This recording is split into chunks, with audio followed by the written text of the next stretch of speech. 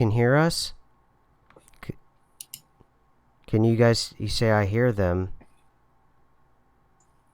Can you guys hear us?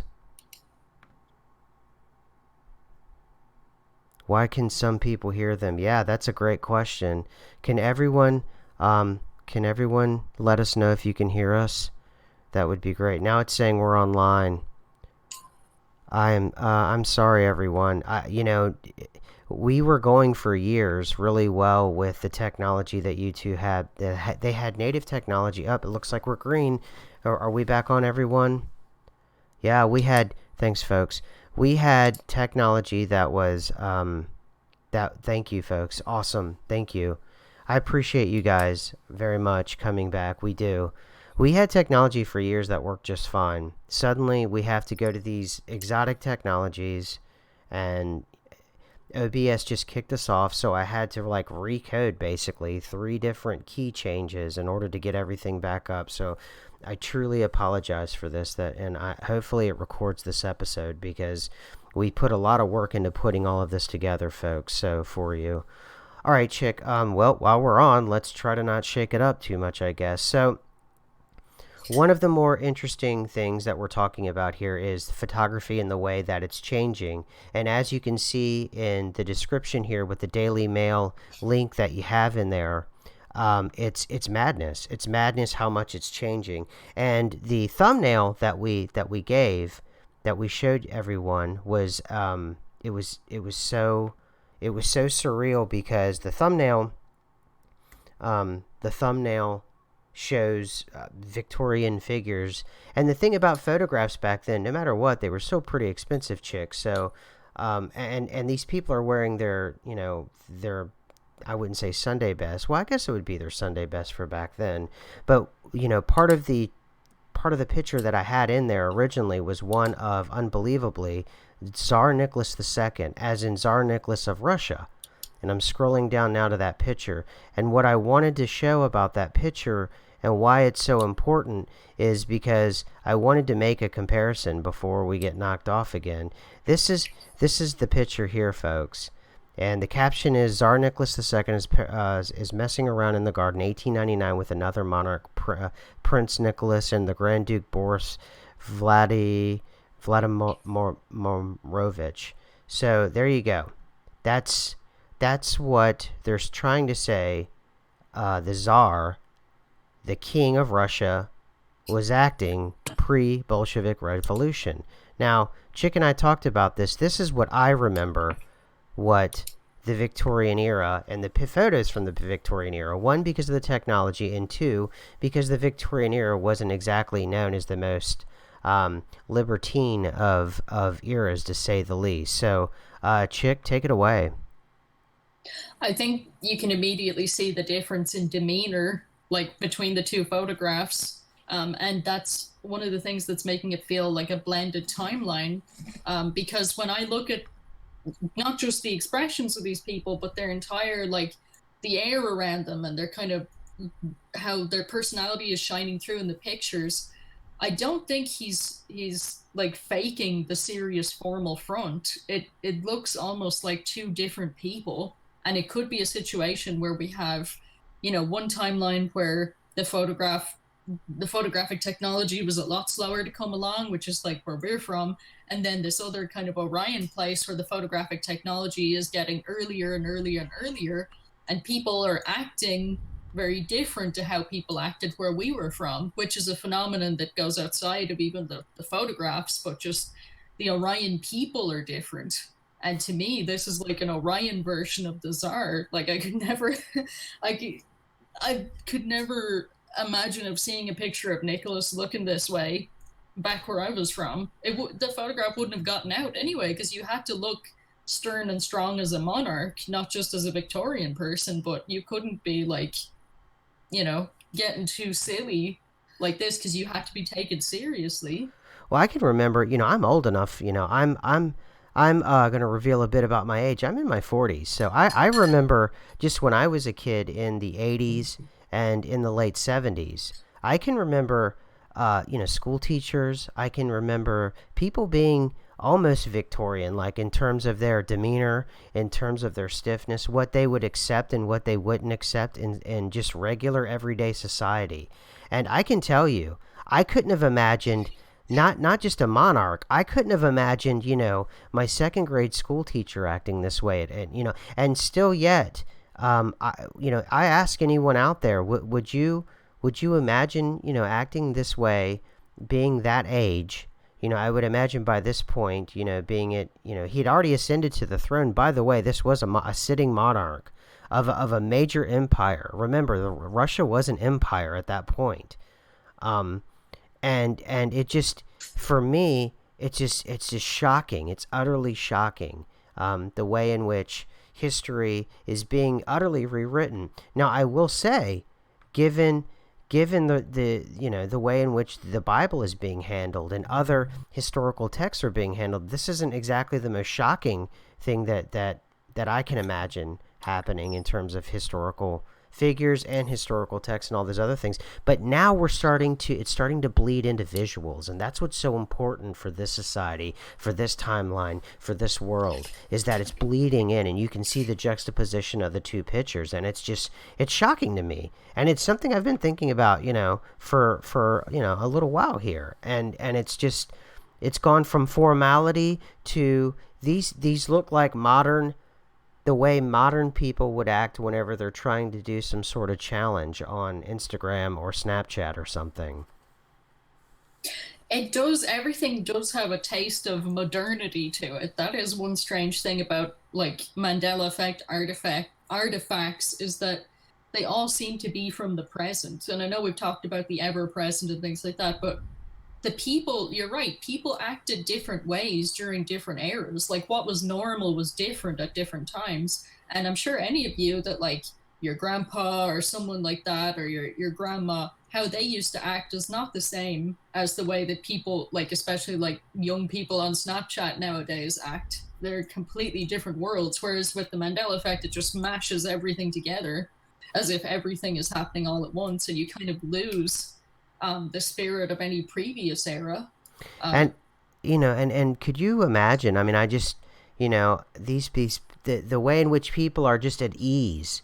No, I had just the pictures beforehand, and it was because of, like you said, the technology where you have to sit there for so long. Look at the ease at which they hold each other. Even back then, those public displays of affection I thought were taboo even back then. And look at the ease at which they're doing that. And you have to understand what this woman is wearing, that is from the upper classes. And this looks like they're out public somewhere. At least there's other people around them. Um, and my understanding is the way that chain worked, whenever you were able to have a pocket watch, that was a great luxury back then. And to show that you were someone of higher class, the women wore the gloves to show that, they didn't touch, they didn't clean. There was nothing that they had to touch that was worldly, and that was a big deal back then, particularly those hats.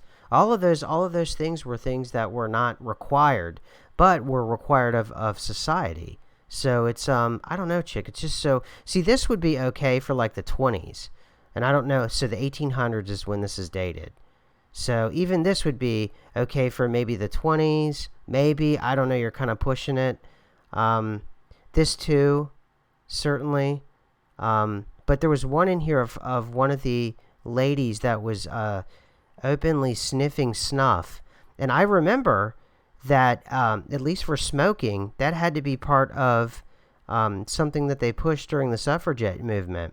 So I don't know. I don't know. It's just odd and it could be they didn't portray history to us. It could be not a Mandela effect. The only part about the Mandela effect that is more provable is the technology going back, instant cameras going back well before the 1840s. That is odd. What you mentioned about Kodak is very strange and odd.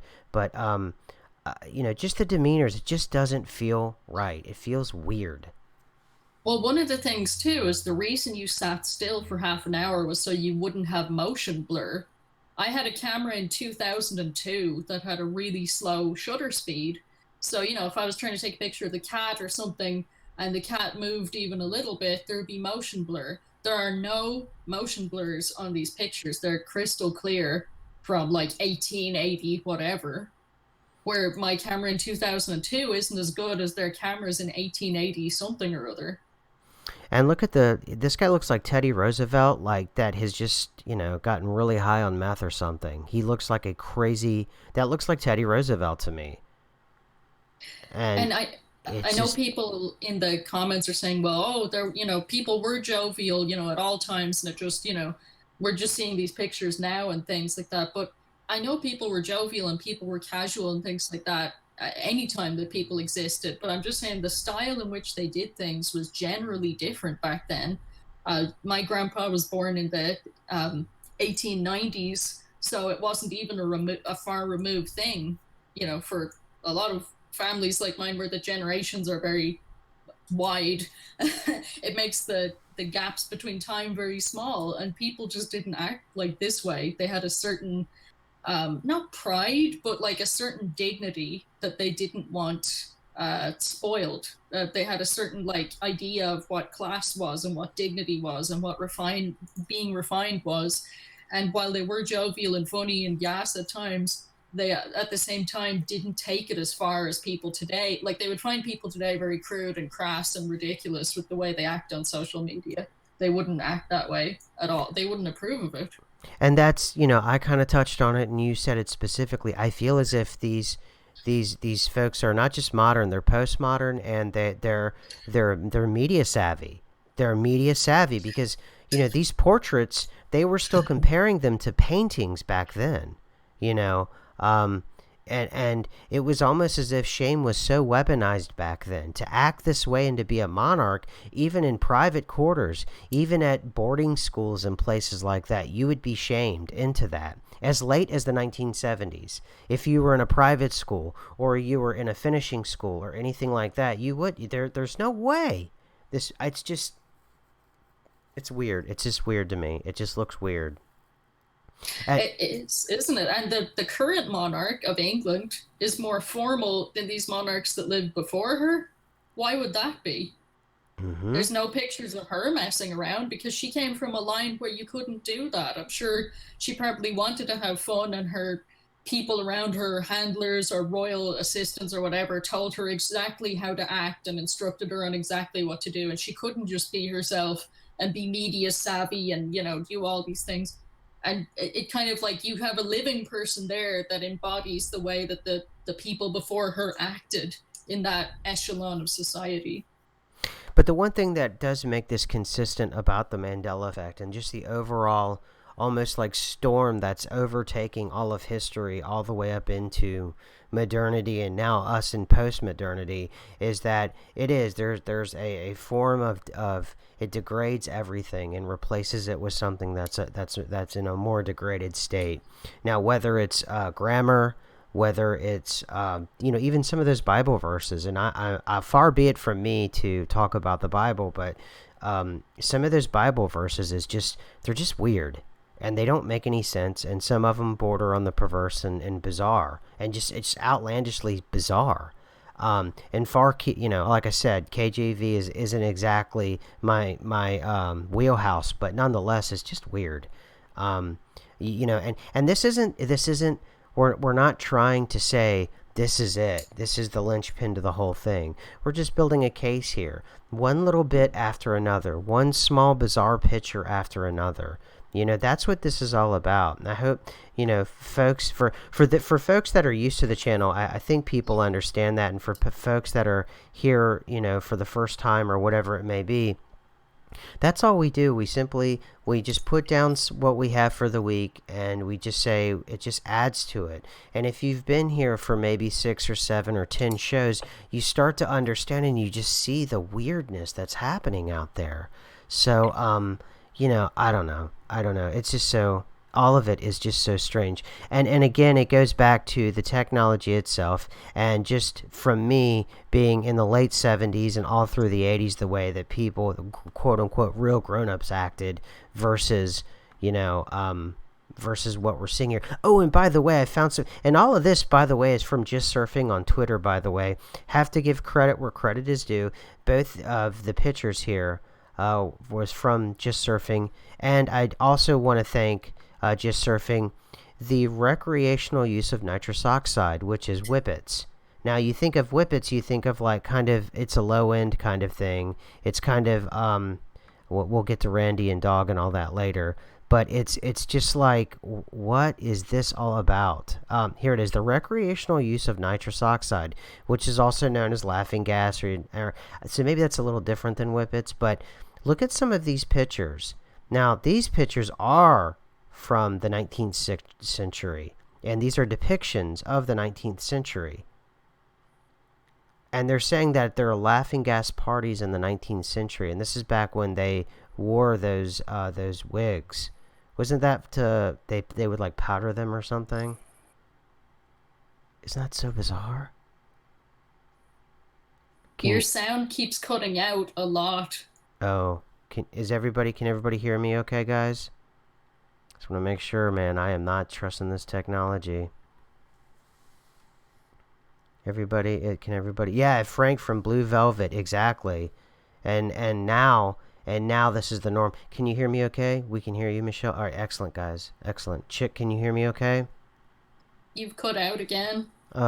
Still sounds okay. Everyone else, all right, at least can hear me. At least we haven't lost the show again.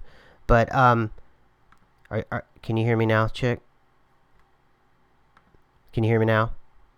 Yeah, I can hear you now. Okay, cool. So the nitrous oxide too, I just wanted to add to that because it goes so far back. And the pictures to me just seem so shocking of the nitrous oxide. And it goes back to the 17th century. And it just paints a picture of the past that was just, to me, was just a bit unnerving to me. You know, all of it's unnerving. And again, none of it is finally, we go, aha, we have an aha moment. We're building a case. Indeed. So everybody in the chat was able to hear you. It's only on my end that I heard about 30% of what you said, but I think we'll be okay. I know. It's just, we're going to have to find a more stable technology is all it is. If we got to use a phone call, we'll do it. That's fine. So what do you got for us, Chick? Oh boy. Can you hear me? Okay. I can hear you. Yeah, I can just hear like little bits of your sentences, which is kind of like gets in the way of our back and forth style. But hey, we'll do our best. Yes, I agree. I heard that you were saying that it is unnerving. It's definitely unnerving, but it all ties in with the same kind of style of Orion, and that's something we need to look at too while building our case. Is that Orion has a distinct style and a distinct way of being that is very different to us, and I think that you said it correctly right there. Like, nobody acts like adults here. No, totally. That kind of mindset doesn't really exist in the same way. It exists, but it's not quite the same. And we're seeing that bleed out into the past and probably bleed out into the future. No doubt. I agree totally. Can you hear me okay now? You there? Can you hear me? Can you hear me okay? I could hear you say, "Can you hear me okay?" Oh man, I'm so sorry, everyone and everybody that's new. What happened? Like we said, if everybody's just arriving, we're using OBX and we're trying to use Google Hangouts versus Skype because we were doing Skype calls for a little while and then the Skype calls started to drop. Now we're trying to do go back to the Hangouts and use it with OBX, and we're trying to use it with YouTube. And now that I say that out loud, that sounds all very complicated. So I don't know what's going on with the technology itself. It's a bit out of my hands. So Chick, you were also talking about this Cobain thing. So what's going on with that? Yeah, okay, so there's two things I wanted to touch on just in case my voice cuts out or anything. And one of them was Kurt Cobain change, which I found out by talking to SMQ earlier that it's only a certain percentage of the Mandela effect community that this is a change for. So I want to preface that before I say it. But anyways, for a certain section of the Mandela affected community, whatever timeline we came from, for us, Courtney found Kurt Cobain, found his body after he had died, and it was one of the reasons why everyone was so suspicious of her and everyone kind of took a, like, not turned against her, but definitely there was a lot of tension there, especially between people who were massive fans of Nirvana and Cobain, and who maybe didn't like her that much anyway. And the fact that she was there and she found him, and for us, it wasn't long after he died that she had found him. The people thought that she had something to do with what happened to him. And what I'm hearing is that for a different section of the Mandela effect community, a guitar tech or an electrician found him. And for me, that's completely alien and different. But if that's what you remember, that's totally fine. But I'm saying there's definitely more than one series of events when it came to Cobain and what happened to him. Yeah. No, yeah, totally. I totally, can you hear me okay? Yeah, I can hear you. Cool. Yeah, no, I totally agree with you. And I totally, I totally wanted that to get out there because within the Mandela Effect community, I don't want anybody that's out there, particularly on this channel, if you have a memory that's different than the majority of us on the channel, I don't want you to feel as if you can't, voice your opinion on it because the whole point of the Mandela Effect, I think there's about 3 or 4 different timelines going on. I don't think there's one single timeline. I think there was the abrupt shift from Sagittarius to Orion. This is just my theory. And then I think, yeah, no, Genie as well. In my timeline, the electrician found him as well. But I also know that you hear every now and then other groups within ME, they talk about different things that just like, well, shoot, I mean, Mandela Effect itself is from Nelson Mandela. And I've met people who remember specifically Nelson Mandela dying in prison and there being these awful riots in South Africa and it being very disruptive actually to the the whole planet and so that in itself shows that there are two diverging timelines, at least two, at least two, and I've heard 3 different points of view on Tank Man. So, and mine actually, the one that I remember is him being run over. And I remember specifically other people swearing up and down that he wasn't run over. And then I've also heard other people with the modern one where people come and they take him away, that they remembered that. See, Bling Laden says that Mandela died in prison for me. So for Chick to remember Courtney finding Kurt, yeah, that's I think we have at least 3 timelines going on. And Andy's talking about that we have people in Chinese history smiling. That was, Andy, that was just all of it. From all of them smiling, that was the point, I was making about Nicholas, the Tsar, the king of an empire, a massive imperial empire. It's all weird. All of it is just so odd. Courtney found him, says Jeannie. She remembers that. See that, and also Jeannie remembers. She's on the timeline as well. That remembers Mandela passing away in prison. So that is so interesting. So that's what makes the Mandela effect, is that we all don't remember the same thing. Let's see. Mandela Medicine says Mandela died in prison and Take Man was run over. Interesting. Very, yeah, in the 52 states. That's a classic. That's a classic one, I tell you.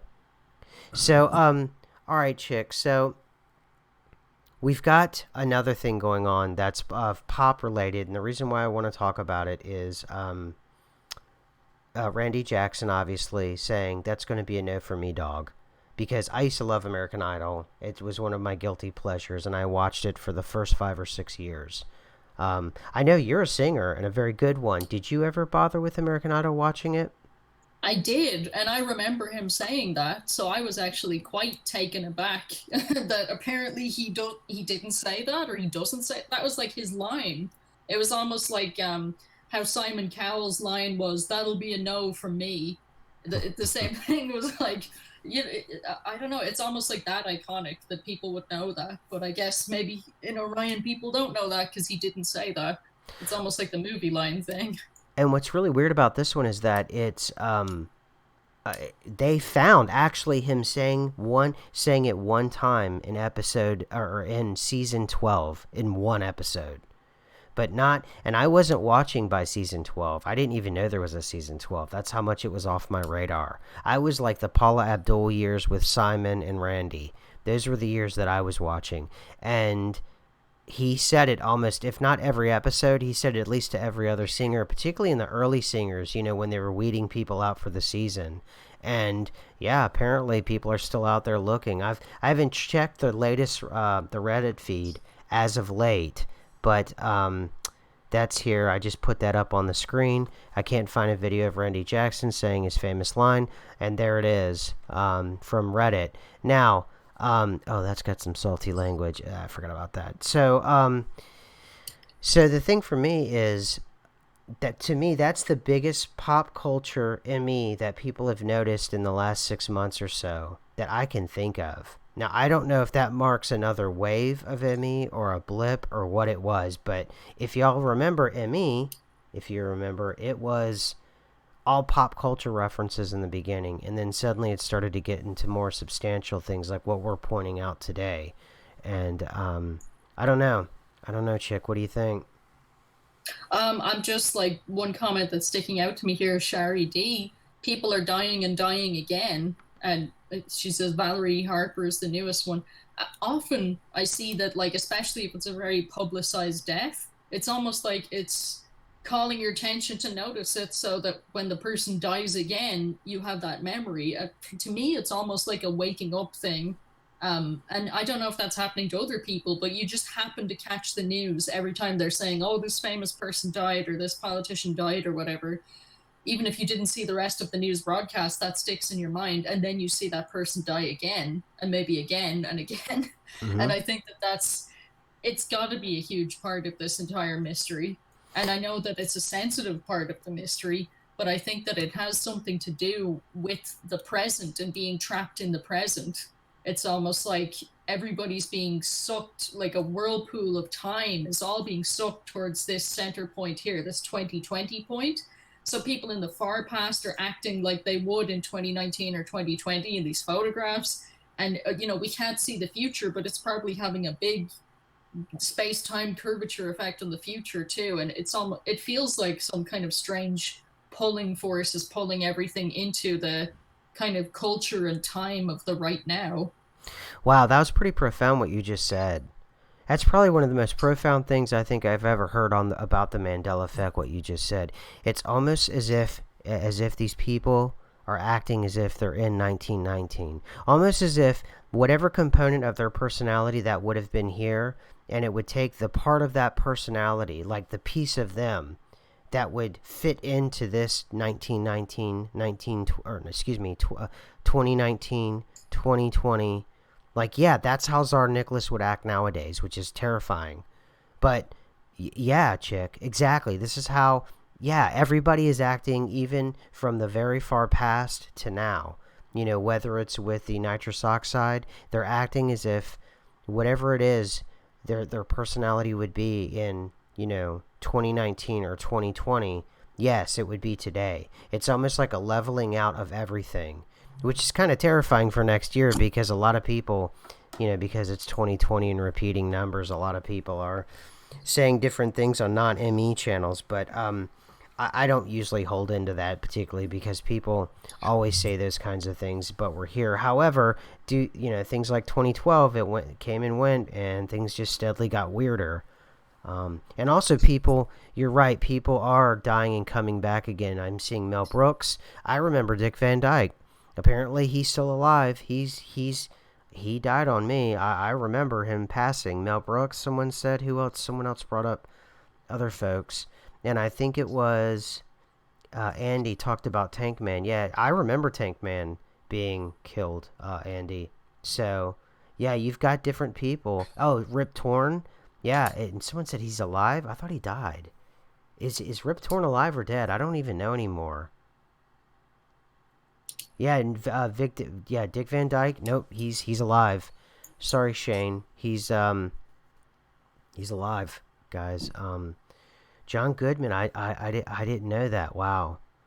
Huh? And he's alive. Yeah, yeah, Dick Van Dyke is alive. Correct, Crazy Monsoon. Yes, Rip Torn is dead for me. Is Rip Torn alive though? Yeah, Rip Torn died. Um, See, it's so confusing to keep up. Rip Torn died twice. He's dead now. Are you sure? Are we sure? We'll have to check next week. That's the issue is like you'll have to check next week because people don't stay dead here. No, they don't. They It's don't. just super weird for us because where we're from, when people died, that was it. They stayed dead. There was one guy that came back. He was called Jesus, and there was a big deal. But for us, mostly when you died, you were dead. Um, but in Orion, it's like, nah, it's fine. You want to die a couple of times in a couple of different decades. That's you can pop back in whenever you want to. No one will even question it, even if they were at your funeral. Like it's so weird. Mm-hmm. Mm-hmm. Yeah, all of it is just weird. You've got just it's almost too much to try to. We used to be able to give you like short little bullet points, and that was like kind of our thing. It's just too much now. But yeah, it's almost as if everyone is acting as if they're right now, and they're aware of it. Like they've abandoned the past and all the mores and the social stratification, all the stuff, and they're like, nope, nope, nope. This is 2019. I may be Tsar Nicholas, but I'm gonna party like it's 2019. So there you go. They are partying like a bunch of bros on Instagram in Yeah, 2019. exactly. You yeah, you nailed it, and it's just I don't know, and yeah, I see Brenda says that something, and I didn't want to scare people, but I've always thought that a little bit about the Judgment Day thing. Maybe it came and went, and we kind of missed it for some reason, and we're kind of like in like some kind of I don't know what. I don't know. I wouldn't say it's necessarily hell because hell seems way more dramatic than I would say this. This is a bit more mundane. It's painful, but I don't know if it's hell. I don't know. The kitty cat has definitely got something to say about this. Oh, you can hear him? Yeah. Yeah, he's 17. He's an old cat. You want to talk about an immortal? Yeah, we have really old cats. I have an old one and you have an old one. And it's I don't know if that has anything to do with what's going on, but Mm, apparently in Orion cats don't live very long. And I was really? kind of shocked about that because I had told people on my channel about the cat that we had for 3 generations, and the cat still didn't die. Eventually, it had to be put down because it was in such bad shape from extreme old age. But it was my great grandmother, grandmother, and mother's cat, and the cat was about 29 or 30 years old when they put her down. I'm sorry. Say that again. The cat was what?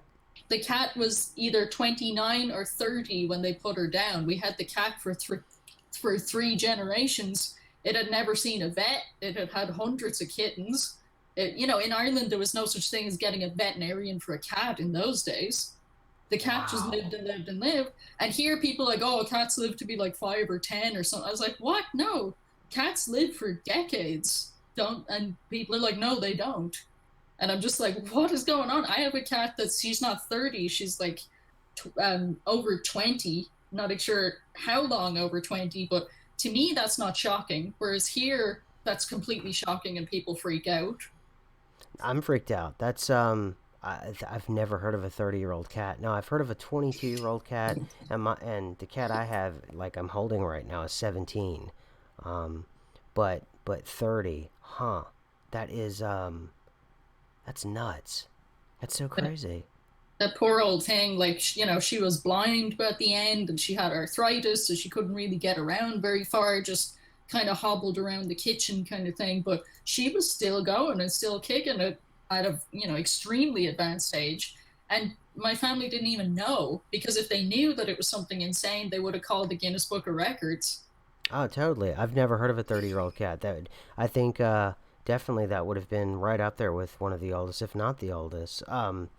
So also to just surfing on Twitter had a great, and we were talking about it a little bit before the show about the Sahara and it being an oasis at one point.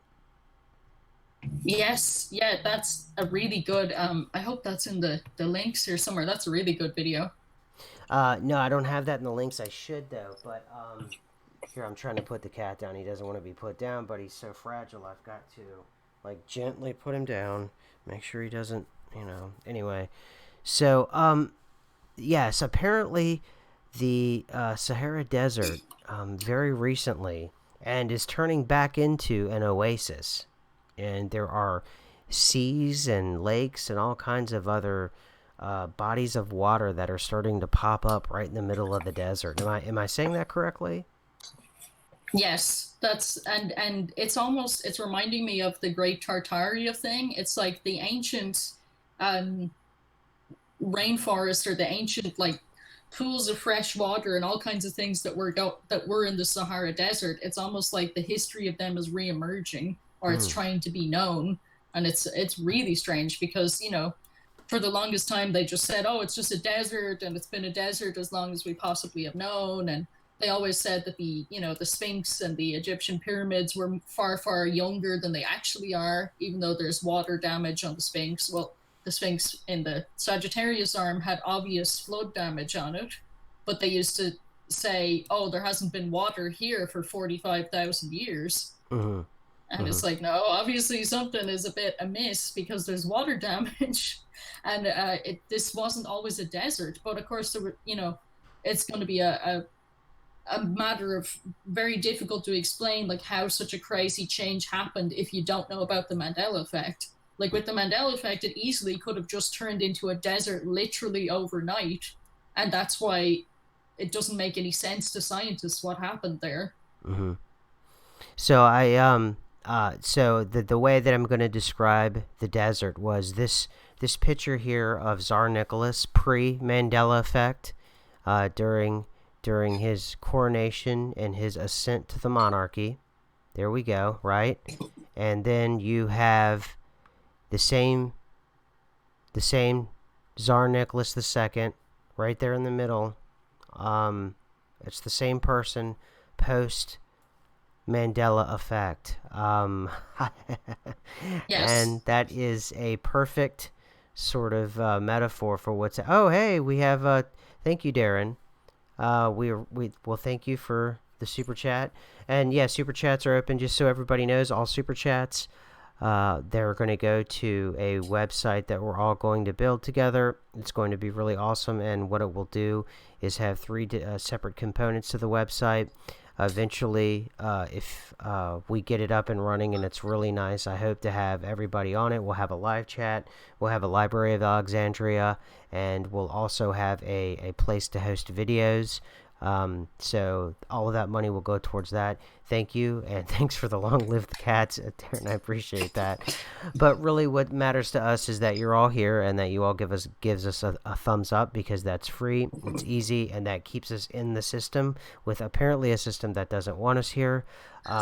Also, too, just for quick promotion, now that we're deep into the show and we're seeing 100 and some folks here, thank you for showing up. We do have a Patreon page.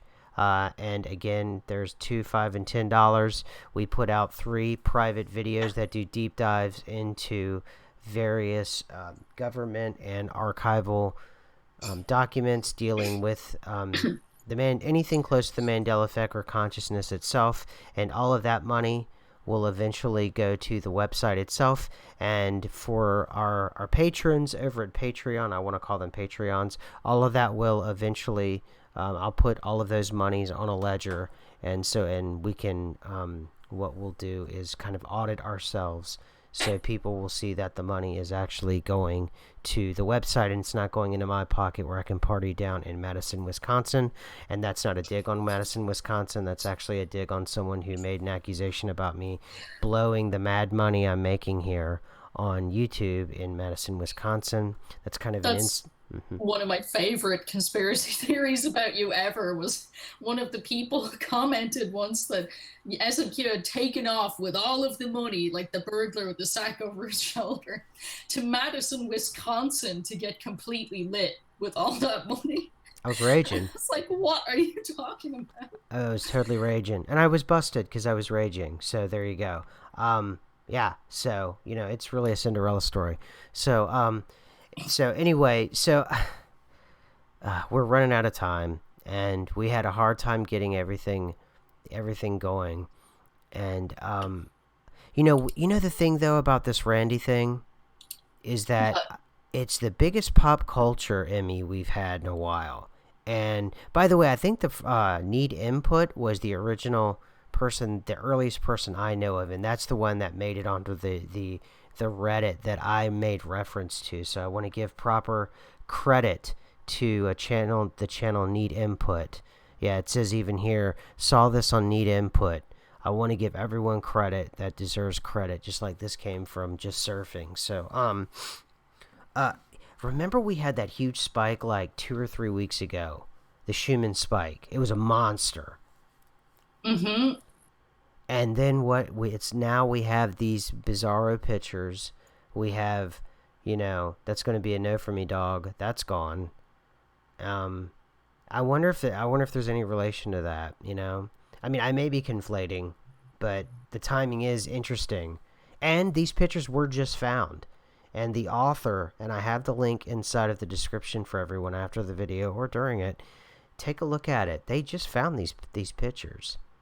And I swear these are the first Victorian pictures I've ever seen with people acting this way, that I've ever seen at least. Now, of course, other people are going to be able to find more pictures because now that's already done and over with. We've already busted the bubble, so to speak, and we're here. So there you go. But it just like erases the past so much because all the experts and all the non-affected people say, "Oh, well, this is the evidence of the past. It's right here. It's a picture in black and white." And Mm. it's like, how can you argue against people and say, no, this is an overwrite or this is a corruption of that time because our time is bleeding into that time? Like I said, it's all turning into 2019 or 2020. And it's, even though they only believe in the materialistic proof, anyone that knows anything about what that era was like, again, if you had elderly relatives or if you were older yourself and you had a taste of what the world was like way before the internet culture and bro culture and meme culture and all this stuff ever existed or was a thought in anyone's mind. For one thing, you never knew what you were going to look like in a photograph because it would take like at least a week to develop. Or, in the case of these cameras, you'd have to go to the black room, you'd have to develop them, do all these kind of things, depending, of course, on which point of history, because now photography is incredibly convoluted and complex, and who knows what kind of new ways they had of developing photographs because they were able to make instant photographs. But I remember, you know, not being sure how to pose because it would take a week before you could see how the photo would look because you would send it to the store, like go to the chemist and get the rolls developed and then get your photographs back. Oh, It I wasn't like, yeah. I remember the little Kodak booths, and they would take the picture, they would take the roll. It was a little round plastic roll, and your parents or whomever would go up to the Kodak booths, and they'd be in parking lots and like strip malls or whatever, and you would drop it off there, and they would have it. It would be like a week later.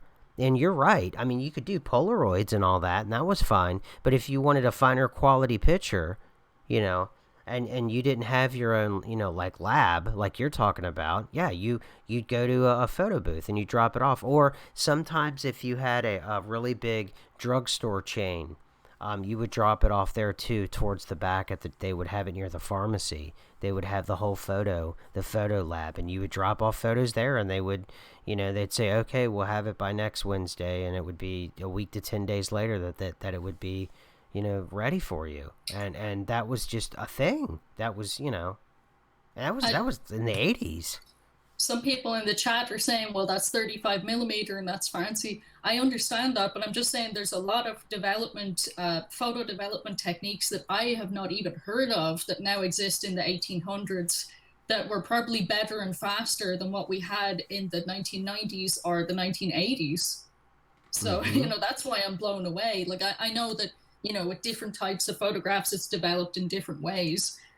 But it's just, this does not fit at all with the timeline of what's going on. It's so bizarre. And I'll give you an example, which is a totally different example, but it would be almost like if in your timeline, the first landing of the moon was 10 years after they had put a massive hotel and military base on the moon. Mm-hmm.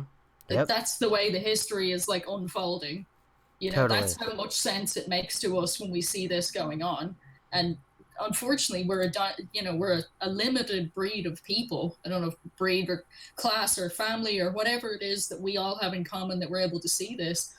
It's so bizarre that other people, they don't know the history of it or the essence of it like we did from the before, so they can't see the before and after of the situation. um Right. it's definitely an issue. Oh, and I wanted to say, I almost forgot, Hmm. um that article I tweeted earlier this week about CERN being involved with simulating Jupiter. Jupiter has returned to the headlines. It looks like CERN, like what they're saying is that CERN is trying to simulate the craziness of being in Jupiter, and the radiation and the just trying to get a spaceship ready to go to Jupiter. But I was questioning, because they're using CERN's technology to try and figure out how to go to Jupiter, if what in fact they're talking about is the actual travel to Jupiter. If they're talking about something more Mm. like wormhole technology or folding space time, or trying to directly shoot particles to Jupiter rather than just trying to reinforce a spaceship. Because you wouldn't have to go to CERN to just figure out how to reinforce a spaceship against radiation. There's Interesting. obviously something deeper going on there. I'll Right. just like put that link in the chat and let people think what they may. But Jupiter is a huge theme that has come up recently with the Mandela effect, and I'm not sure yet what exactly the overarching reason is. It's kind of like when the animals show up that are all white or they're all pink or they're all rainbow colored. Our theme right now seems to be everything is getting whirlpool sucked into the present, and Jupiter is like this massive influence on what's going on right now, because the amount of articles about Jupiter, and like crazy articles about Jupiter from mainstream sources, is just stacking up. And I had, for most of my life, heard almost nothing about Jupiter. It wasn't that big of a deal, and now it's Jupiter has 79 moons, and Jupiter, actually everything, like the sun and Jupiter are orbiting each other. Jupiter doesn't orbit the sun, and Jupiter's doing this and Jupiter's doing that. And I'm like, what does this mean? It can't just be about the planet. There has to be some kind of deeper or buried meaning behind this, because there always is with the Mandela effect. I totally forgot about that. That Jupiter, it doesn't orbit the sun anymore, and that it has its own orbit, and it just its proximity to our solar system is what made everyone mistakenly assume that it was in our solar system. And no, ultimately, Jupiter itself is an unignited, I think they call it a white dwarf. It's an unignited white dwarf. And that also, and if anybody wasn't around a couple weeks ago when we were talking about Jupiter, we actually sent, I think, at least 2 satellites, and it was rumored that we sent nuclear missiles into it to try to ignite it and to try to turn it into a Yes, I star. think they did try to ignite it, which is absolutely crazy. Yeah, yeah. It's just insanity. I mean, Orion is just insane. And for everyone, as we wind the show down, everyone's looking in the lower left-hand corner of this isn't just some three, gentlemen, I say that in quotes, from the Victorian era. This is Nicholas II. This is the same man. That man in the middle is this man. And that's him. It's the same person.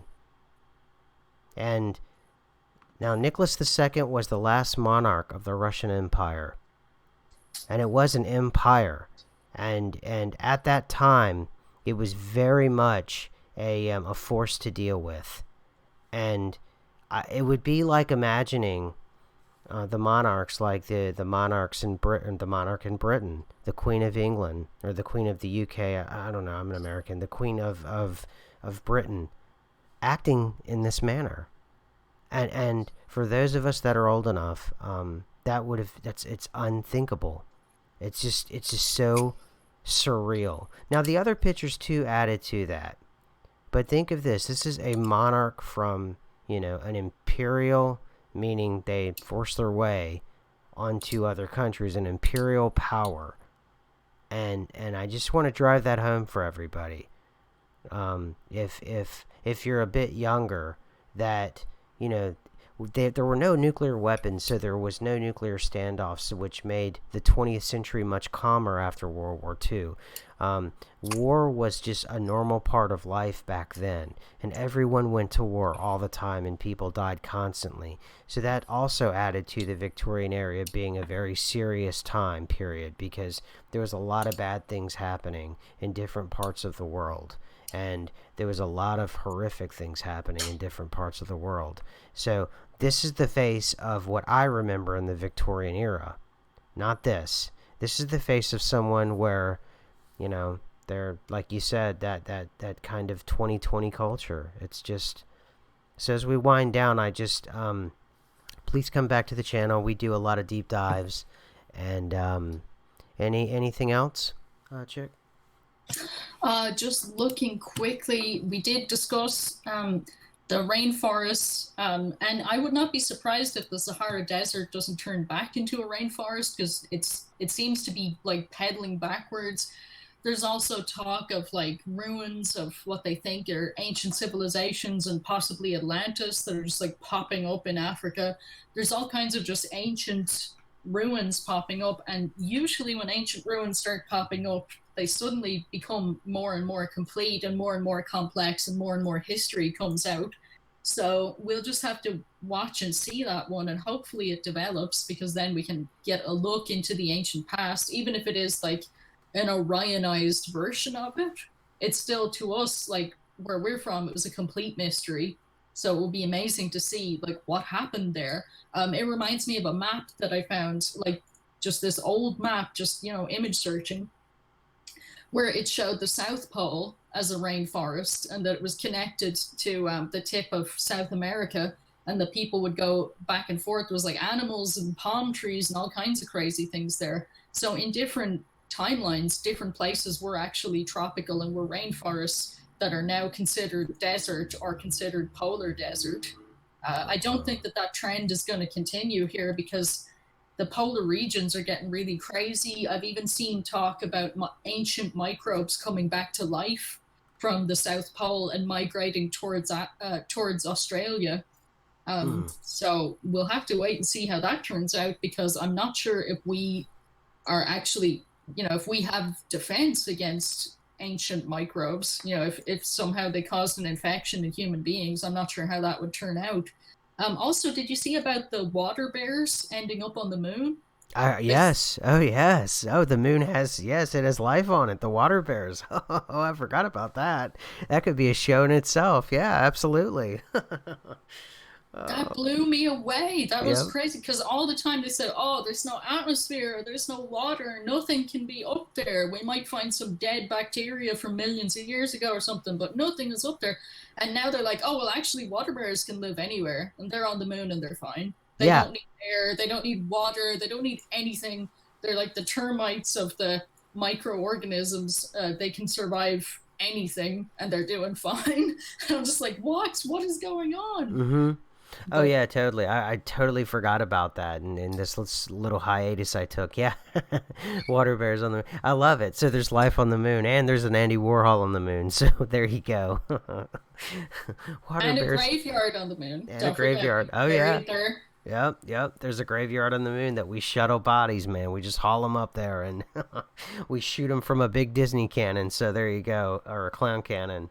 All right, well, we're gonna get out of here, folks. Thank you so much for showing up this week, and I'll try to clean up the front end of this show because we had those technical difficulties, and I'll do the best I can with the technology that we have. But I thought YouTube had a pretty good thing, but everyone seems to be pleased with the our ability to show more graphics. So that it's kind of a 50-50 kind of thing. So anyway, we are signing off, and we will be back again, same time, same place next week. So, talk to you all soon. See ya.